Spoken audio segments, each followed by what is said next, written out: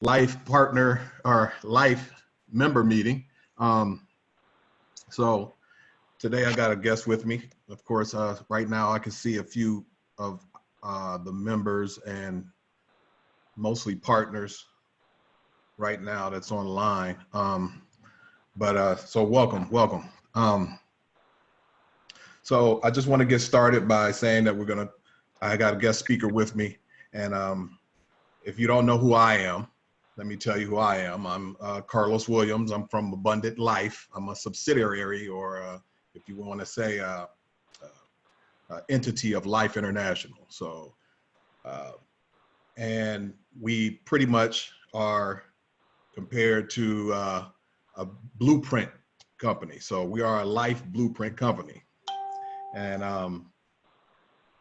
I've been a member / partner for about 2 years. And since then, I have understood, maintained, utilized credit.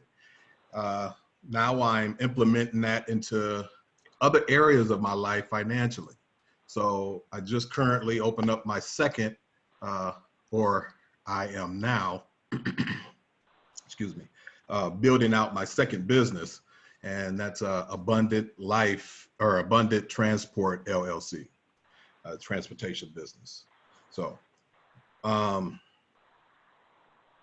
but right now we're going to be talking about real estate. And so for right now, I just need to ask most of you all out there, what do you think about what real estate is to you? And if you can, type them in the comments. And just know going forward in the comments, we're going to ask that if you have any questions, type them in the comments. And then my guest speaker will be viewing those as they come in and answering as we go, with a small Q&A toward the end. But I just want to also end who I am and give you just a tad bit more about me for those that don't know. I have a business, a Bachelor of Science in Business Management, and that just doesn't compare to what I've been learning at this day and age. The education that I have just recently learned is tenfold of what I've learned in school. And then also going forward, remember that if you want to follow me, go to Abundant Life LLC. Follow me, like me there. My Facebook page, personal Facebook page is Carlos Williams Sr., SR. And just remember that when you're dealing with my company, my subsidiary, I always ask you first, what is your blueprint? So the question goes out, what do you real estate as? Just type it in the comment. Just let me see what you say real quick, or in the chat area, I'm sorry. Just type a quick word or two. What is real estate to you?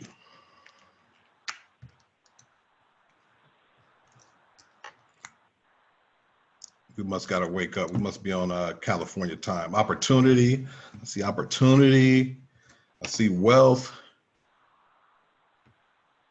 So those two just included, I mean, it all goes in the same, but what I see it as is using a little bit of education. We had all learned what Maslow's hierarchy is, and that's food, clothing, water, shelter, which is considered real estate. And of course they threw in the 3-letter word, which is, you and your significant other having relations. So, but to me, that's what it is. So it's a major part of just of living.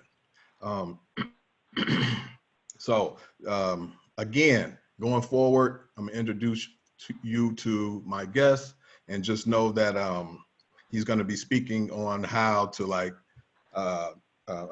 what to expect during your purchases as far as homes are concerned, and I'll let him take the floor.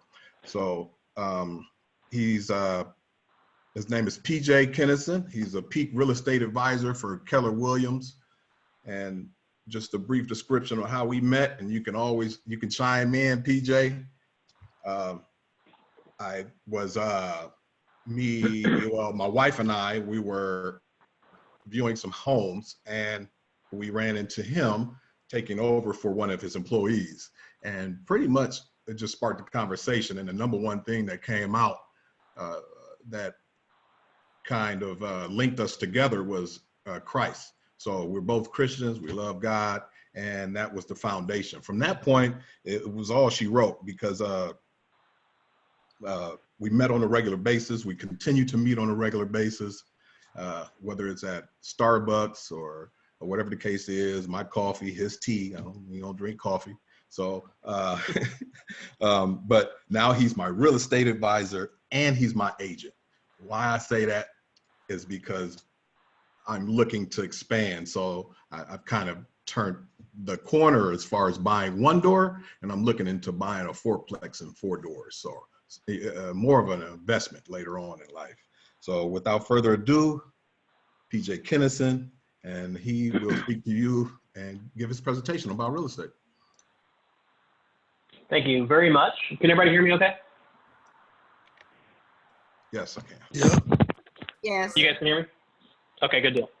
So thank you very much for having me tonight. So basically what I'm going to present on today is a buyer's presentation that I'm going to give to my buyers. So I think one of the great things about this presentation is that, it allows for questions and it'll elicit thoughts, and, there might be things that you don't know what they are, or you want me to expand on something if I go over it too quickly. So please, feel free to jump in and ask questions throughout. I'm going to take over the screen now and put my presentation up.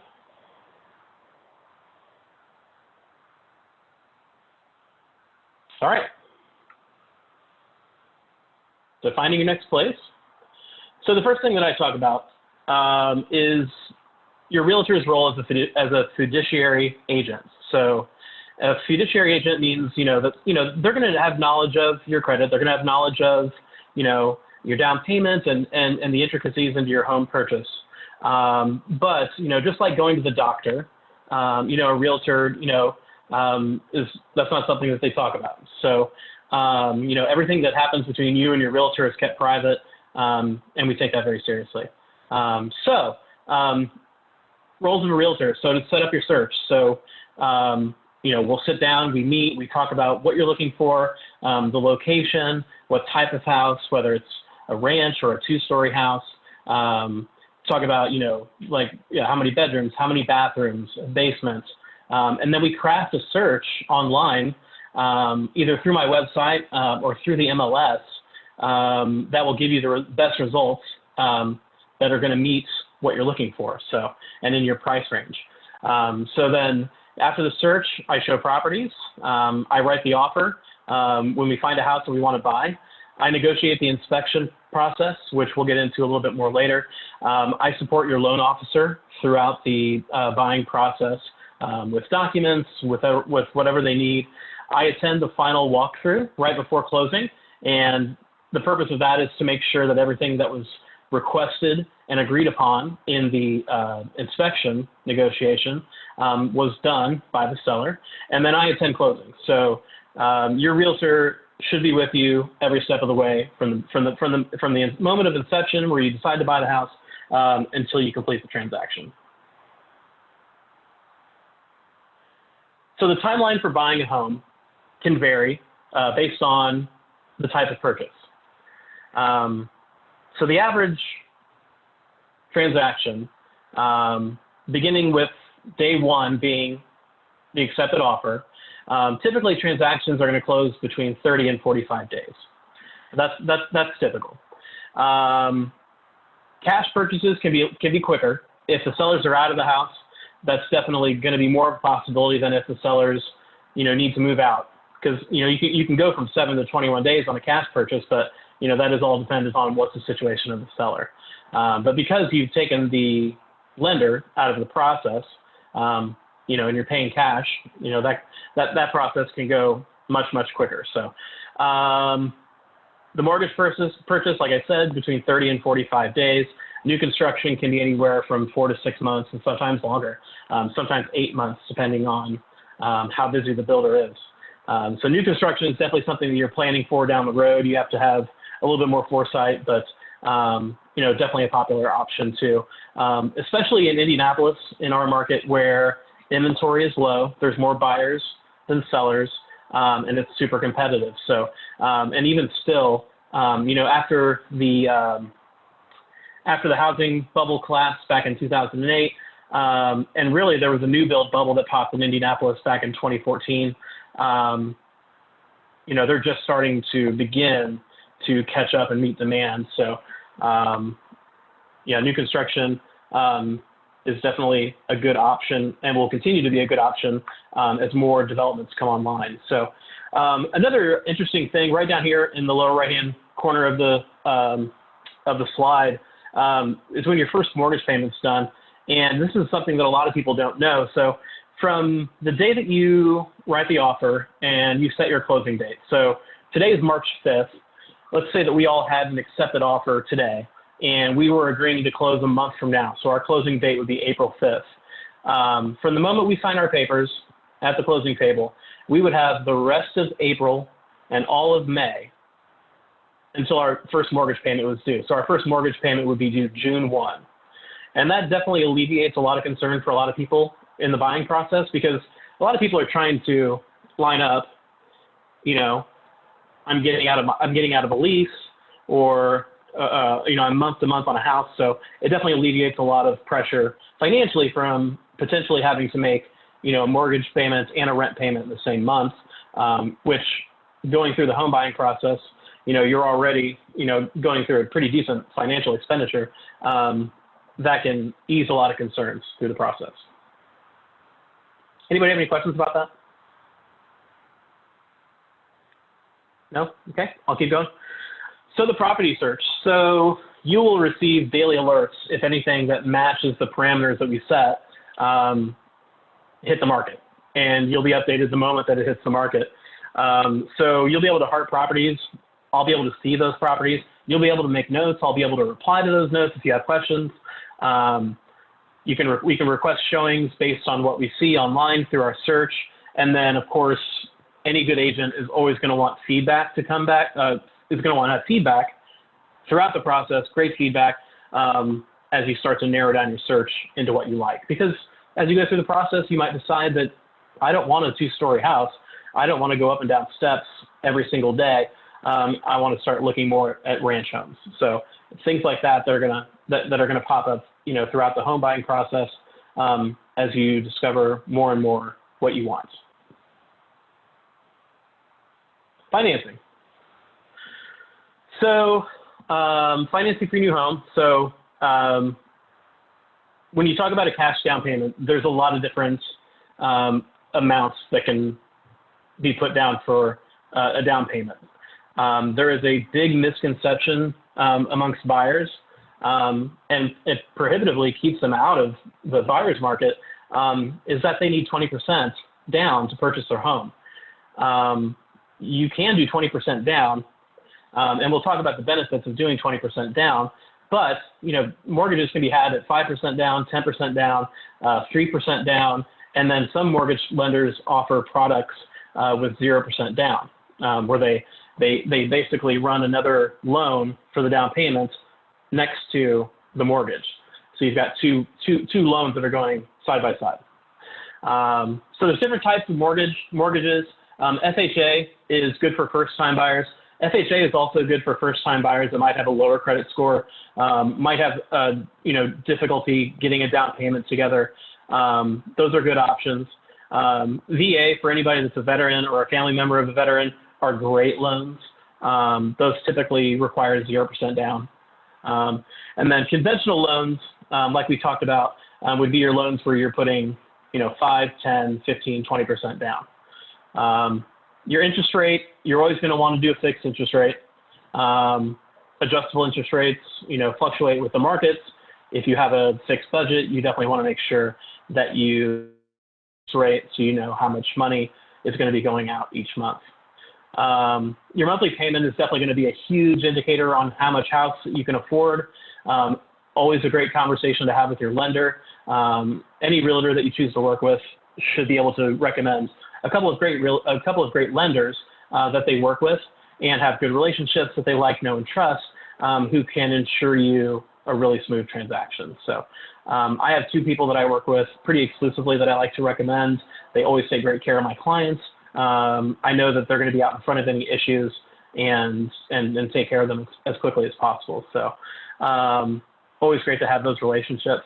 PMI is private mortgage insurance. Private mortgage insurance being an insurance policy that you pay to prevent, to cover the cost if you default on your loan. So, and that falls off at 78% loan to value. So once you've paid down 22% of your loan, the private mortgage insurance, which is a monthly charge that you pay concurrent with your mortgage. So it's attached into your mortgage payment, and it protects, in case there's default or in case, someone crazy buys a house and they punch a bunch of holes in the wall and decide to move out. It protects the bank against anything bad happening. So that's private mortgage insurance. That's PMI. Points have to do with your closing costs, and there is a cost to the loan. So when you do start working with a lender, you are paying interest with the loan, but for them to originate the loan, for them to underwrite the loan and go through that process with you from when you have an accepted purchase agreement until the closing table, that also costs too. That's referred to as closing costs. Closing costs typically run anywhere from $2,000 to $3,000 depending on the loan. And then the very last thing, super critical when you're going through the home buying process and you're talking to your lender, that pre-approval is very, very important, because basically that's your ticket to go shopping. Because any offer that you write will have a pre-approval letter attached to it so that everyone knows, so the sellers know that you are a valid qualified buyer. So having that pre-approval is very important. Seeing homes. Carlos, how many people in this chat are in Indianapolis and how many are outside? Yeah, if everyone can kindly put into the chat where you're from real quick, if you're able to, and then I can also decipher by looking at the participants. Because every market is different. Of course, I'm going to be speaking, specifically to my experiences here in Indianapolis. I've got full screen on, so I can only see your guys' videos on the right-hand side of the screen. Yeah, mostly, well, it's not too many tonight. It's only about 3 or 4 that's from Indy. Yeah, maybe 3 out of the 17 that's on now. So. Gotcha. Okay. Well, this will apply to a lot of different markets as well, but I'll be speaking specifically to Indianapolis. So, like we talked about, you're going to receive new listings daily to your email. The key in a competitive market like ours, don't wait for open houses, because typically when a house hits the market on a Tuesday, along with that listing, you're going to see an open house on Sunday from 2 to 4. And you're going to think, well, I don't want to bother my realtor, or I don't know if we're really going to be serious about buying this house. We'll just wait for the open house. If it's a great house at a great location at a great price, that house will not make it to the open house. So I always recommend not waiting for open houses. Get with your realtor, go through the house as soon as possible. Schedule the next available time. I had a buyer that went under contract last week who was at work. We knew we'd written an offer and didn't get it. I'd shown her about 6 other properties, and then a perfect house came on the market for her. It was the right size, right location. It really had, everything that she was looking for was the right price. And she was like, she sent me out there that morning to go take a video walkthrough. I took videos, driving into the neighborhood. I took videos outside the house, and then I did video walkthrough inside of the house, posted those videos to YouTube, shared her the links. She managed to steal away from work for 10 minutes to watch those videos, sent me a text back to write up the offer, and she got the house. But she felt that sense of urgency because she had seen 6 houses. She'd had a missed offer, and we went to that length to make sure that she got it, and she did. So, and then I always offer, but I never recommend for sight unseen offers for people who are away for work or for out of state. But as a last resort, that's something that we do. So the key, finding out early. 6% of transactions will sell to the first person who looks at it, which is kind of a crazy stat. The first person who sees a listing will buy it. And in that case that I just talked about, that was us. So we were part of that 6%. So, you know, my team, we prospect daily. We will do, when we really have a client looking for something specific, we will actually dial into a neighborhood that they want to be in, and we'll see if we can find a match for them based on that.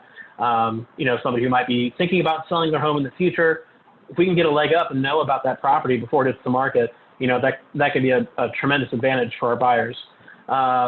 We get lists of houses that are coming on soon throughout our agency. Great source of that knowledge as well. Brokerage announcements, seller online ads are all good sources of that information as well. So the offer price. It's going to be based on you and how you value the house, and it's also going to be based on what the market says. So how do we value? Well, we value based on location, right? Because we can't move where a house is. That's permanent. The condition of the house, is it updated? Is it clean? Is it free from smells and odors? And then the features. Does it have a pool? Does it have, you know, a great privacy fence? Does it have a really nice paver patio? Does it have a fire pit? All the things like that can help not necessarily add value to a home, but when you're talking about how competitive it can be, you know, it can make homes stand out from others and appeal to the buyers as well. So anytime we get close to writing an offer, I go through and I look at the comps. So when I say comps, I will look at the neighborhood. And if we're looking at a 3-bedroom, 2-bath house, that's a ranch, I will pull every sold transaction that matches that description. And I try to get the square footage as close as possible as well. And we look and see what those homes are selling for. Are they in similar condition? Do they have the same features, et cetera, to determine what's a fair price. Now, typically in this market, you don't really find too much variance there. You don't see a whole lot of like, whoa, you know, this house is overpriced. Usually it's pretty spot on, but also a very important thing to look over too, because, you know, I never want my clients to overpay for a property ever. So, and then finally, what is our strategy to get the property? So we move on to the next slide. So these are the elements of the purchase agreement, and this is the contract. This is your offer. This is your offer to the sellers. So critical elements of the purchase agreement. Obviously, the purchase price is going to be super important.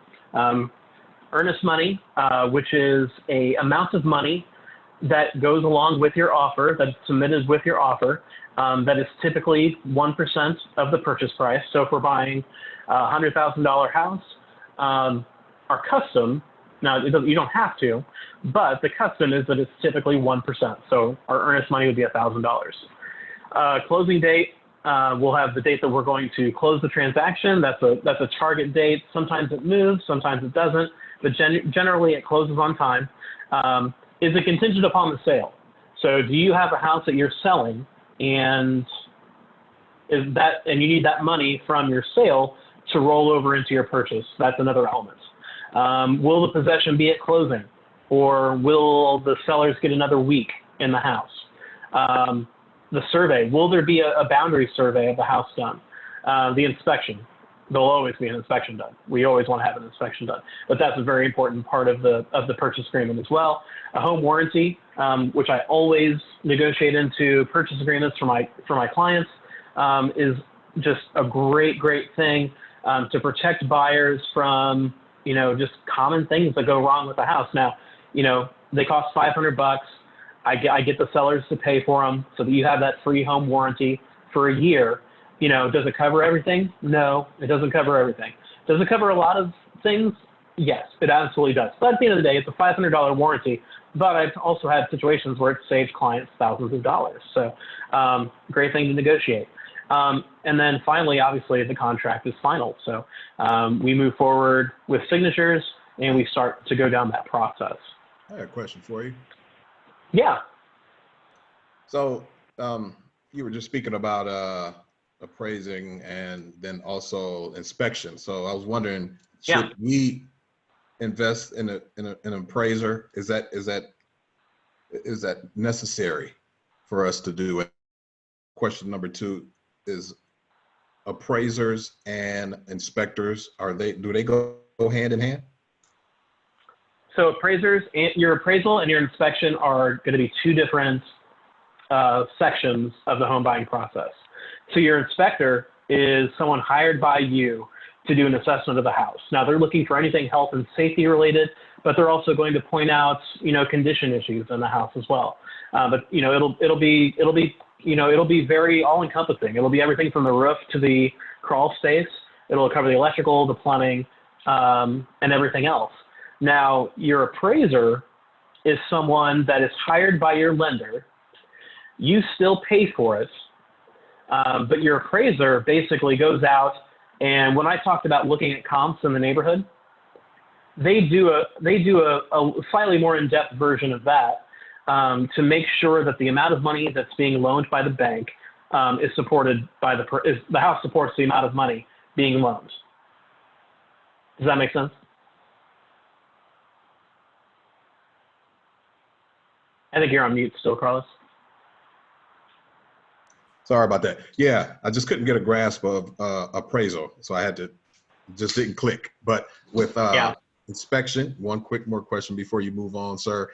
Yeah, of course. Inspecting the house, what the foundation I always hear is, of course, the number 1 thing you need to look at on top of number 2 being the roof, correct? Yeah.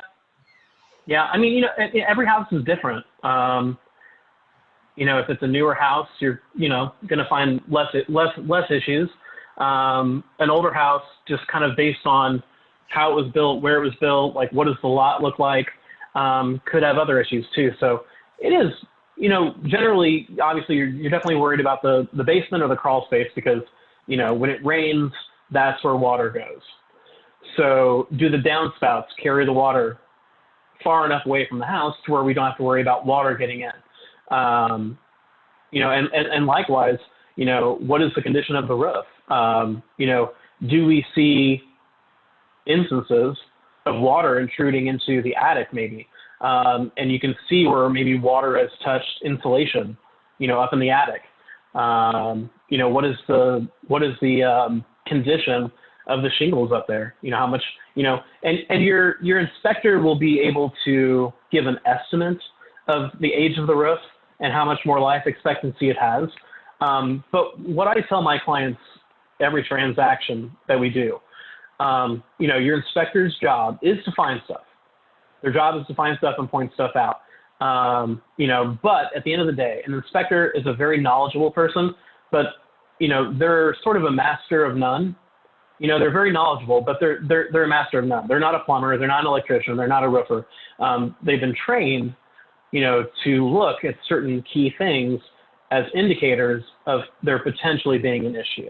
So even when stuff comes back on an inspection, a lot of times we'll have a professional go out there and look and say, is this something we need to worry about? Or is this something that we can feel comfortable with moving forward? Does that make sense? Totally. It tells me that gutters are a major key to to water damage. Get that water away from the house. Exactly. For sure. All right. So strategies to win. We talked about the pre-approval. So strong pre-approval, good lender. Some sellers will shy away from FHA. It doesn't happen a lot, but it happens sometimes. The strategies to win, strong pre-approval, speed is critical. We talked about speed, talked about going and seeing a house as soon as it comes on the market. The goal being to be the only person with an offer. And if we decide to write a full price offer, a clean offer, which we'll talk about here in a second, we want to write an expiration on that offer that's really going to limit how many offers that they can leverage with ours. So we can try to win that with as little competition as possible. Because like I said, here in Indianapolis and the surrounding areas, it's super competitive. So when we talk about a clean offer, we mentioned closing costs earlier. And that's the cost of the loan. Now, there are instances where, and there's a spot in the purchase agreement where you can ask the seller for closing cost assistance. You can ask them to pay a portion or all of the cost for you to originate your loan. But when you do that, whatever amount that you're asking for help, the seller is going to net that much less. So if they're selling a house for $100,000 and you're asking for $3,000 in closing costs, they're already going to net $97,000 off that sale, because they're paying $3,000 worth of your closing costs. When we talk about writing a clean offer, not asking for closing costs, really the only thing we're going to ask for is the home warranty, which is going to cost them $500. But yeah, clean offer, super, super important, a good earnest money amount in there. Really important when we're talking about how is my offer going to compare if I'm up against other buyers, because you have to envision a scenario when you're writing your offer and there's going to be others with it, where the seller is going to take all of our offers and set them on the table, and they're going to start comparing them. And it's going to be a beauty contest, and they want to know which one looks the best, because at the end of the day, the seller wants to pick the one that is going to net them the most money for certain, but also, and almost as equally as important, it has the highest probability to make it to closing, to make it to the finish line, because they're taking their home. The goal is for them to sell their house. They're taking it off the market to sell it to you. So they want to know with as much certainty as possible that it's going to go all the way. We talked about possession terms, whether that's you might have a family, you might have somebody switching jobs. They might be in a special situation where maybe they need to be in the house for 60 days from the time that you guys have an accepted offer together. And that's one thing where, when I'm talking to the agent, even before we write an offer, I say, listen, besides price, because price is always going to be the most important, what else is important to your seller? If we write in if we're thoughtful enough to write in the amount of time that they need prior to, that can be a really great thing to, kind of move our offer to the top of the stack. A letter to the seller. I've had 2 in the last year that have won offers by writing a letter to the seller. And both of them really were similar in that we love this house. We want to start a family in this house. We want to be in this community. We want to live here for a long time. And we really love this house. And we want to cherish it and take care of it the way that you did. And that's a great way to put some humanity into the process, because we talked about, when they're laying all the offers out on the table, if there's more than one and comparing them, if you can put some humanity into your offer, that can be a really powerful thing in, a very number money driven thing. To be able to add that people aspect can be a really powerful thing that a lot of agents underrate, but I always advise it. And then lastly, an escalation clause. And this is not employed very often, but it can be when somebody's willing to go over the asking price for a house, which might sound crazy, but here in this market is not uncommon at all. So if we have a house that's selling for $100,000, we might have 5 offers that come in at full price, but you might have somebody else who comes in at $101,000. If Carlos has an escalation clause in his offer, that escalation clause will read something similar to, our offer to increase by $500. After our offer has been superseded, our offer to increase by $500 up to $105,000. So eventually, you are setting a hard ceiling to where your offer stops. But if somebody comes in above you, your escalation clause will get you right above them up until that monetary ceiling that you set. So those can be good things too, especially when the transaction's moving really quickly, and it prevents you from losing time you and your realtor from having to kind of push paper back and forth for signatures. So it can be a really good thing. So this is the buyer overview. I won't touch on all these things, but we talked about the property search. We talked about a little bit about the accepted offer, earnest money, the inspection, appraisal, title work is the title company basically pulling everything that has to do with like the legal deed of the house, making sure that there's no liens on the house that need to be cleared before title can be transferred cleanly to the new buyer. So title work, your title company, that's where you do your signatures and your closing. You'll apply for you'll apply for homeowners insurance, and then any homeowners association documents if you buy in a neighborhood that has a homeowners association, and then all the things that go along with preparing for closing. So we talk in the inspection. You see it says negotiate and make repairs. As a result of your inspection, you'll say that we want A, B, C, and D to be fixed. They may just agree to A and B. They might say, we'll do all of it. They might say, we'll do none of it. And that's where you have to negotiate and say, well, no, we're not moving forward without at least A and B to be repaired. And if you can't come together with the sellers, then you actually are going to get to a place where you're going to need a mutual release. Both parties will end up going your separate way because you can't come together on the inspection or response. That earnest money that we talked about earlier goes back to you in that case. You don't forfeit it. It goes back to you, and then both parties go their separate way. The only way that you ever lose your earnest money in this process, and I get this question a lot, the only way that you lose the earnest money in the home buying process is if you ask for A, B, C, and D to be repaired, and you don't give the sellers an opportunity to fix the things. You just say, oh, I saw this and I want out.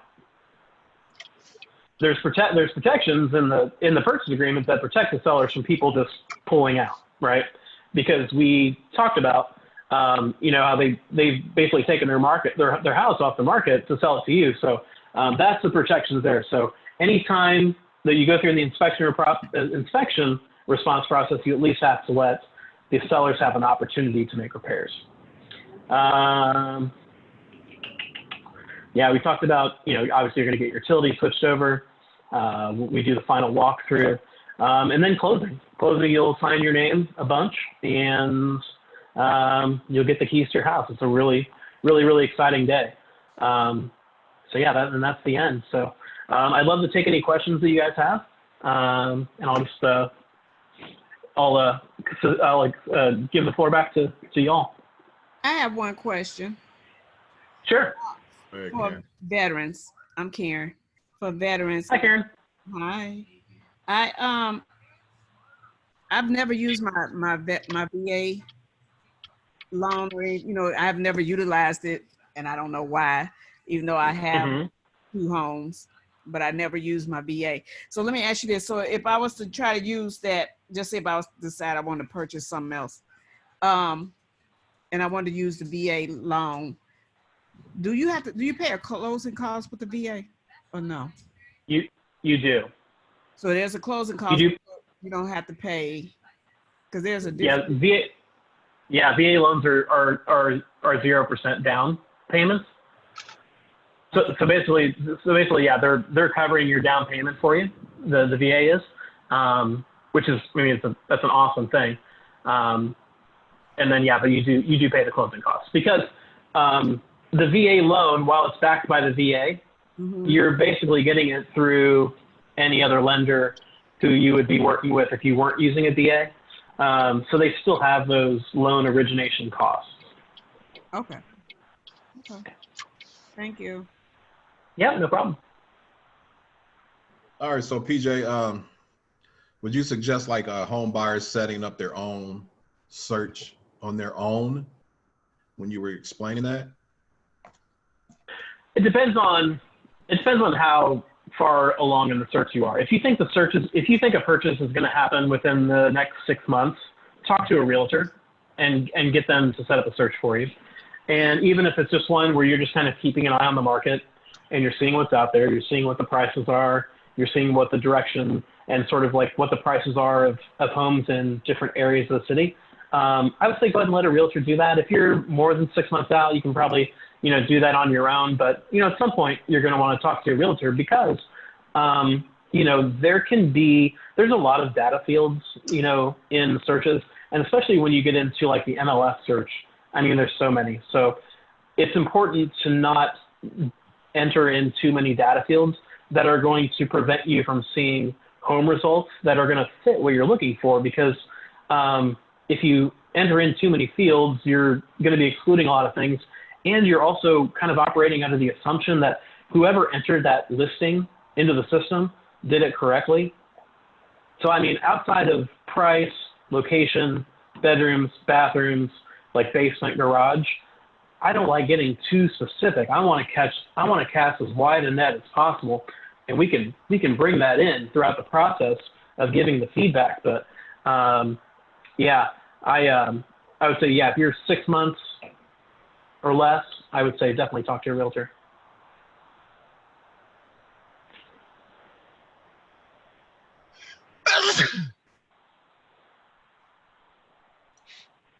All right, we opening the floor up for questions for anyone. If not, I got like 100 of them in my pocket right now.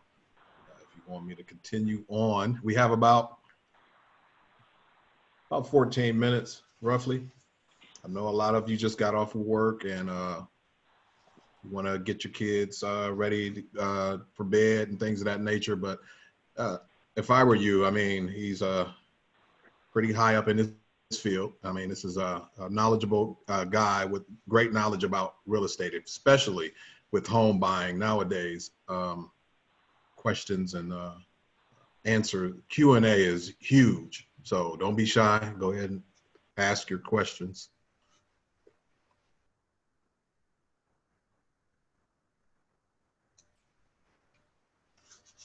So I got one for you. Oh, do I got on mute? Yep. PJ, so when you were talking about the offers, what is that saying? A quick offer is faster than a cash offer? How, so basically, how would that fare off if someone is possibly coming in with a pocket full of money, 250 cash? How would that, is that always the case that the cash will rule over an individual with good credit with a low down payment though, but they're there willing and able to get into a home with that amount and Sure. Good credit score. So yeah, well, the short answer is if the offers are the same, if I have a cash offer and you're doing a conventional loan, the cash offer and we offer the same amount, same terms, everything else, the cash offer is going to win. It just is. Because we've taken that financing aspect out of the transaction. All we're doing is pulling title work, and then we're having the close. Funds get wired, title work gets pulled, signatures happen. And that's why, in that slide, cash transaction can happen from 7 to 21 days. And I have a partner who just closed a cash transaction in 12 days. So, I mean, it's really as fast as you can get the money wired and as fast as you can get the title work completed. So, but yeah, I mean, and, like I said earlier, the sellers want to pick a buyer that they know is going to have the highest likelihood of making it to the finish line. And to be able to take the financing aspect out of it can be a really powerful thing for an offer. So, but, if we're buying a $250,000 or a $400,000 house, it doesn't come up too often because, most people aren't coming in with that type of cash into an offer. So, it's not something that, shows up too often and has to be worried about. gotcha.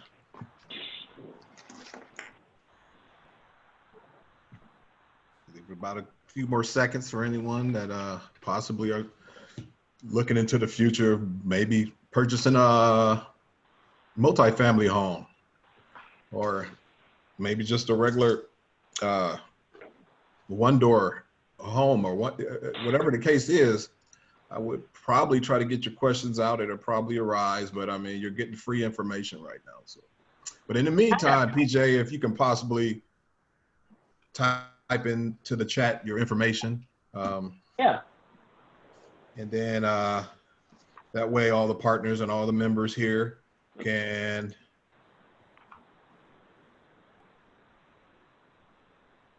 have your information. I'll do the same. Well, most of them know who I am here.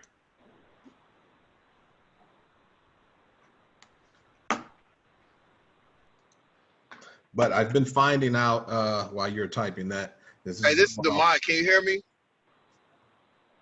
Now I can. All right. I just want to ask him a question. Is for the people that are watching, is this a good time to buy, or is this a buyer's market, or is it a seller's market? So it depends on the market that you're in.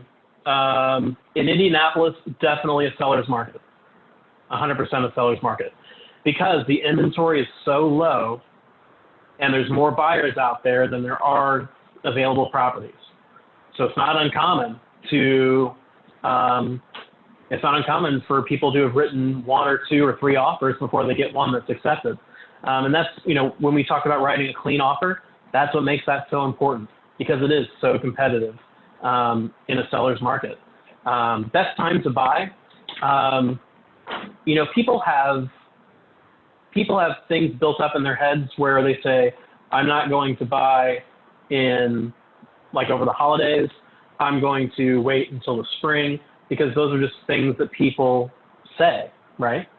And that's kind of become part of, people's habits.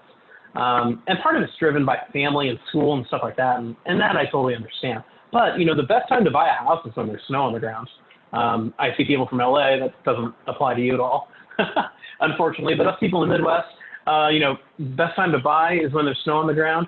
And also even right now, I've got, 3 transactions closing this month that happened in February. So it's already springtime for a lot of buyers. And the benefit being is that, everyone who thinks that they're waiting till spring has built it up in their mind and taken themselves out of the game. They are less competition for you at this point. So getting out now before those buyers get into the mix, because around spring and summertime, it's going to be even more competitive than it is now. So I definitely advise people to start their search as soon as possible if they're able.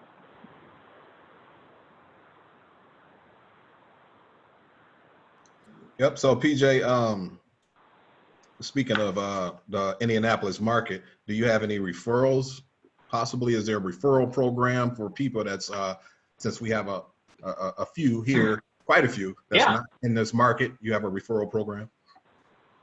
Yeah. So you guys have my contact information. One of the benefits of working for a national brand like Keller Williams is that I have access to great agents pretty much everywhere. So if you are looking to do a home purchase, but you don't know a good realtor and you need a referral, please reach out to me via any of the contact information that I put in the chat box, and I'd be happy to set you up.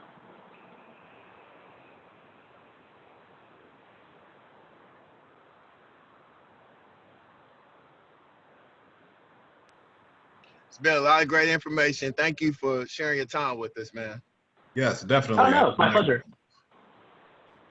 Yep, I appreciate it, PJ. If all y'all have any, if you have any questions, please ask now.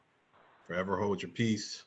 But in the meantime, this has been brilliant information, a lot of information. And if you would like to contact myself or PJ and his cat, then you have that information in the chat. Make sure you get that right now before we end this call. Remember, every Thursday at 7 p.m., we'll have a partner and a possible guest speaker every Thursday. So very informative every Thursday, especially for members and or for potential members and members. So we all need that education.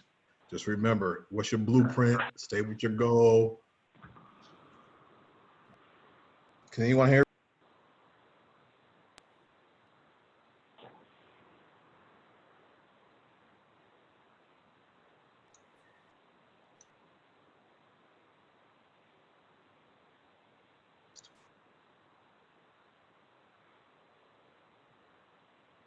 Can't hear you, Carlos. It shows you being muted.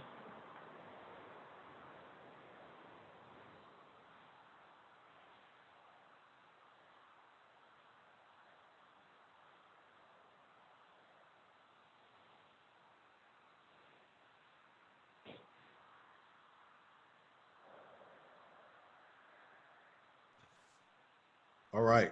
Can you hear me now? Yes? Good. Somebody muted me. So I just wanted to say, just remember every Thursday before I get muted again, every Thursday, very informative partners slash potential guests every Thursday. We're going to have a lot of information, different subjects. Don't miss out. Members, especially, and potential members, please show up. That way we can get this information moving into homes, into cars, into business funding, and especially, of course, your foundation, your credit. We'll always have answers for you there. So thank you. Thank you, PJ Kinson, and others that ask questions, and all my partners. And we'll see you later. Y'all have a good night. Peace.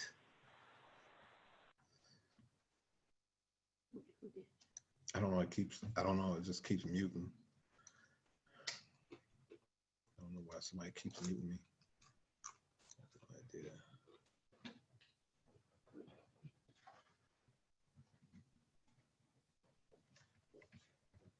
Leave meeting, Carlos. I have no idea.